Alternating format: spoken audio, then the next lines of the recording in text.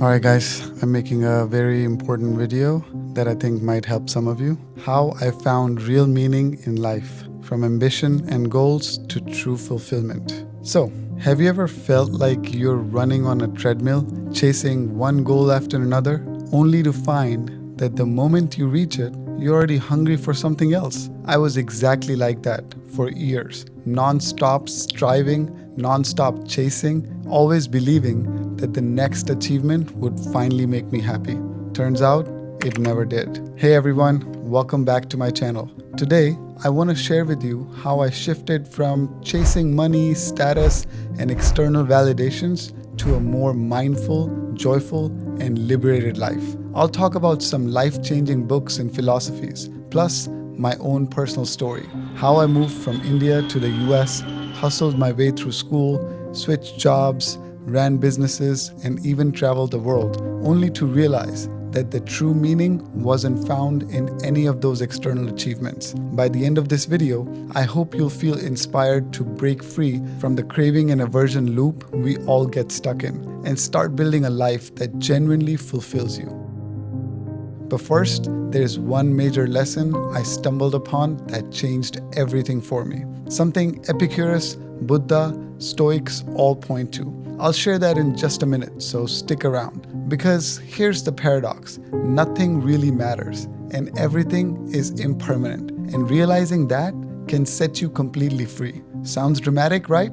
But trust me, it's a game changer once you truly live that insight. Let's rewind. I grew up in India, where my parents told me I was special. I believed it wholeheartedly. So I set a massive ambition for myself. I wanted it all: money, fame, success, popularity. I worked hard at school, came to the US on F1 visa for my master's degree, and my first goal was to just graduate quickly, find a job, and start sending money back home to help my parents. I finished my master's in 3 semesters, got a job, and got fired because I didn't actually have enough experience. Then I found another job at Fujitsu, got my H-1B work visa, and that was like winning the lottery for me. I felt on the top of the world. But guess what? A few months in, I got restless. I wanted to become full-time. I wanted a bigger salary. Once I got that, I wanted an MBA. After the MBA, I wanted a startup. Once I had a startup and made some money,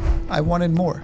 There was always another summit to climb. Looking back, it seemed like every time I checked off a big box, job security, H-1B, green card, a bit of money, my mind quickly hopped to the next thing. It was an endless cycle: craving, achieving, feeling empty, craving again. It never ended. And I know so many of you can relate.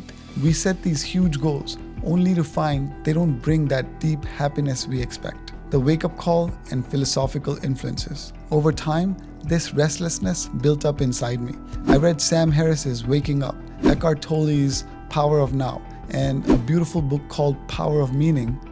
It's a really amazing book, and it talks about 4 pillars that give you meaning and that ultimately give you happiness. It is purpose, belonging, transcendence, and the story you tell. Purpose, some people get it from work, some people get it from their kids. So that's really important, like having a purpose that is not just pointing inwards, but it's something that's bigger than you. So that's very important. So you should look into finding purpose through your work or through your kids. Then comes belonging.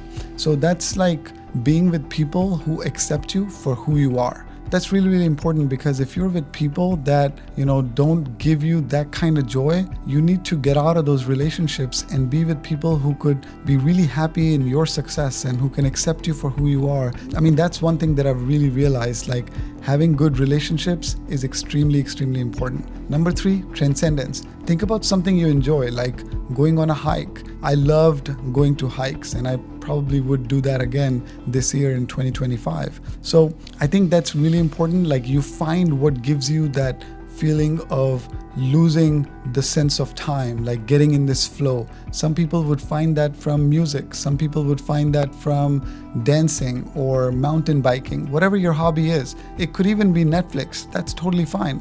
Like achieve that transcendence. And the last but not least is the story you tell. This is the most important one. Sometimes I'm with people who are like always thinking about everything in like a victim mentality, or like, oh, why does this happen to me? Or, look where I was and where I am now. You got to change your story. You got to make your stories very redemptive. I'll give you an example. There was this guy, Mike, who lost all his limbs, became paraplegic in an accident. And before then, he was like a football player. So he always used to tell the story, look where I was and where I am now. Oh my God, I went through that accident. So that wasn't giving him joy.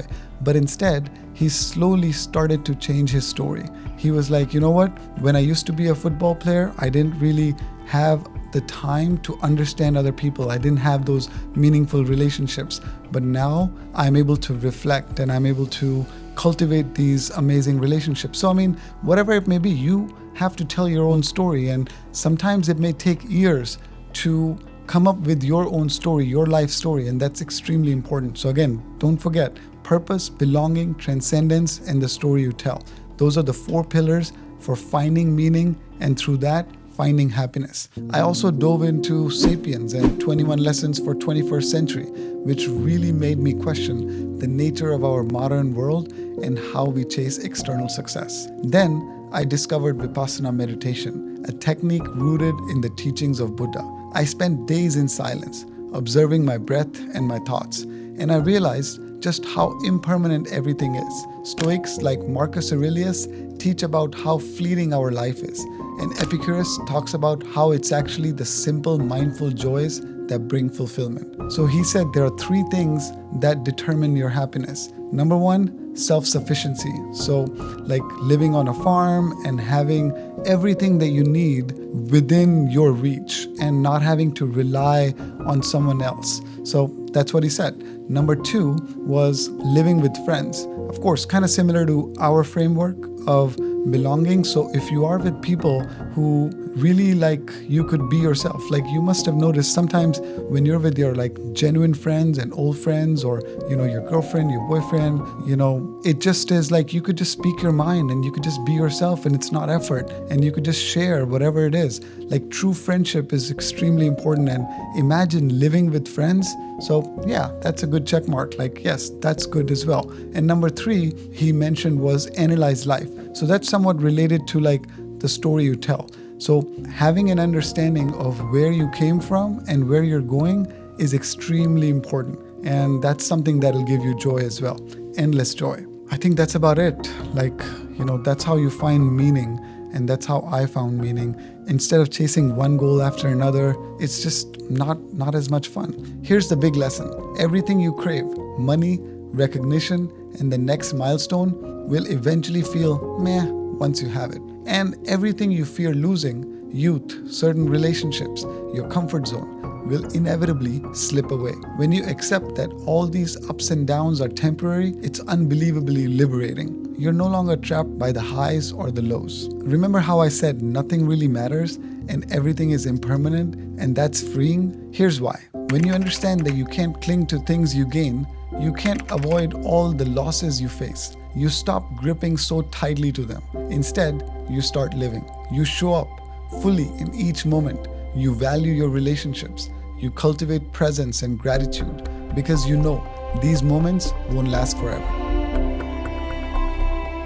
I also went through a divorce, thinking that dating more people would make me happier. I traveled the world, hoping new sights would fulfill this empty space inside. Eventually, my brother passed away, and that was the turning point. I saw how fragile life is and how none of us are promised tomorrow. I got clean from alcohol and other substances. September 13th was the milestone I never looked back from. I poured my energy into my business, but even that I do with more mindfulness these days. I wake up in the morning, not just to hustle, but to enjoy being creative, to support my team, to keep learning. Instead of thinking about the next goal, I focus on the meaningful action. If it grows my ventures, great. But if it just grows me as a person, that's also incredible. Don't get me wrong, setting goals is not a bad thing.